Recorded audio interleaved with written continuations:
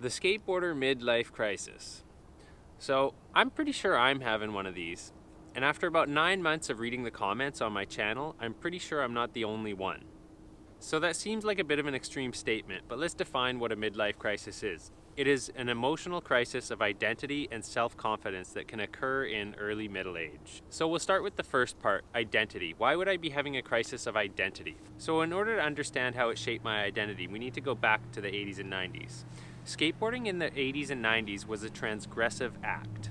So what does that mean? It means a violation of accepted or imposed boundaries, especially those of social acceptability. At those times, skateboarding's very evolution depended on us thrashing the streets. You know, we were grinding up curbs, we were fighting with cops and security guards all the time, teachers and parents, and just basically the general public was not particularly impressed with what we were doing.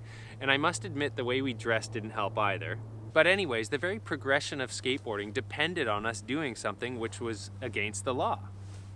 So that had a way of shaping our identities and shaping our personalities in a real us versus them way. Now, eventually came the time where I realized that going against the world wasn't really getting me anywhere. I met my wife, I had a litter of children, I had a career to think about, a family to support, and the rebellious skateboarder image kind of had to go out the window. However, now, as a 36-year-old man with a socially acceptable life, credit cards, car payments, I've had mortgages, I've basically done everything the way I've been told to do it, I find myself very complicit propping up the systems that I disagree with. So that's one way in which my current life does not match my old rebellious identity. So let's now get into the self-confidence part, and I think a lot of us can identify with this. When you get older, it gets harder to skateboard. You get injured more, you spend more time off your board, and it's harder and harder to find the time to do the thing you love. Therefore, you're not as good at skateboarding. And when a huge part of my ego, identity, and self-confidence was hinged on me being a good skateboarder, it's really hard to watch that disappear. So there's therefore a crisis of self-confidence as well. And so there's another part that's tied into that, but it's a little bit different. Much the way a woman's biological clock begins ticking and telling her that she's running out of time to have kids, my clock is ticking and telling me I'm running out of time to skate my best, to feel my best on my board. And so there's a part of me that's panicking, realizing that I need to skate as much as I can while I have the ability to do so. And as I've gotten older, it gets harder and harder to skate my best and feel good on my board, so I therefore have to put more time in it than my socially acceptable life allows. And this puts me in conflict, because do I selfishly reject all my responsibilities and go skate all the time the way I did when I was a teenager? Or do I do the right thing, skate when I can, and live my socially acceptable life and support the people I love, while also propping up the systems I don't care for? So anyways, this is neither a good nor bad thing. It's just something I've been noticing in myself. And maybe you've been noticing it in yourself. So how to know if you're having a skateboarder midlife crisis? Well, first off, you're watching my channel. Are you switching truck brands, deck brands, shoe brands, clothing brands, everything to try and figure out why you can't skate good anymore? When really the real problem is you're just getting older. Those 40-year-old ankles aren't going to kickflip like they used to. And are you spending time lurking the Slap forums, patrolling the comments section of YouTube videos, watching Jeff Grosso all the time? Yes, me too. So anyways, this is neither good nor bad, it just simply is what it is. As we get older, our successful assimilation depends on us conforming to society to some degree. So now I find myself stuck between rebellious youth and complicit follower. And it is what it is, I've got to support the little ones. But in my free time, and as often as I can carve it out, I'm skating as much as I can. I'm really having my own personal skateboarding renaissance. I'm enjoying it more than I ever have. I'm not skating better than I ever have, but I sure am enjoying it. So on that note, guys, let's get to some skateboarding. And it's time for me to get this one back home so she can finish her nap.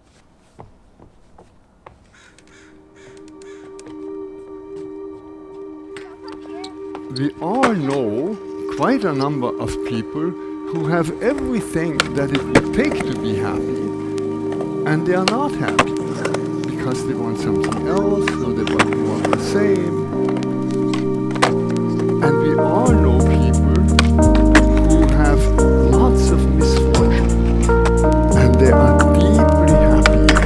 They radiate happiness. Why? Because they're grateful. I decided to go on a nostalgia trip, so I'm in downtown Vancouver, New Year's Eve morning, 9 a.m. It's Sunday morning, so I got the place to myself. So anyways, here we are, starting off at the art gallery.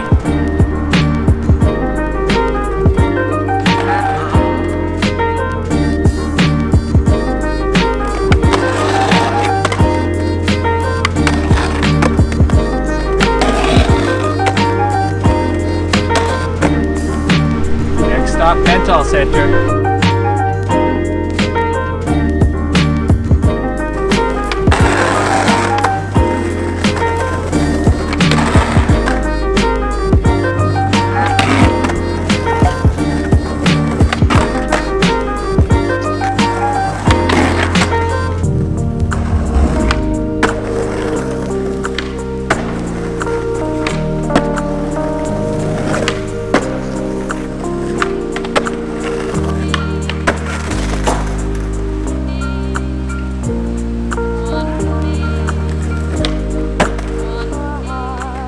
He saved a 36-year-old man from hurting himself. You know you're too old to skate stairs when you hurt your neck landing an ollie down a 6 stair. There's my kind of stair. 1.5.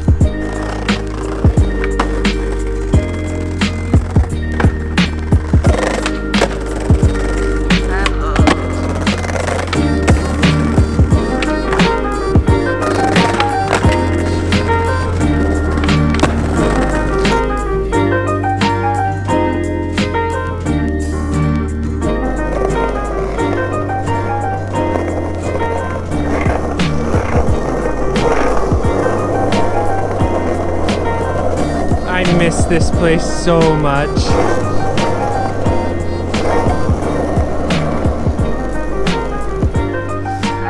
There's not a lot you can do here anymore, unfortunately.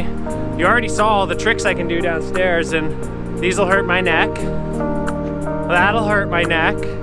I'm just gonna take it all the way out there and do some tricks out of the old bump.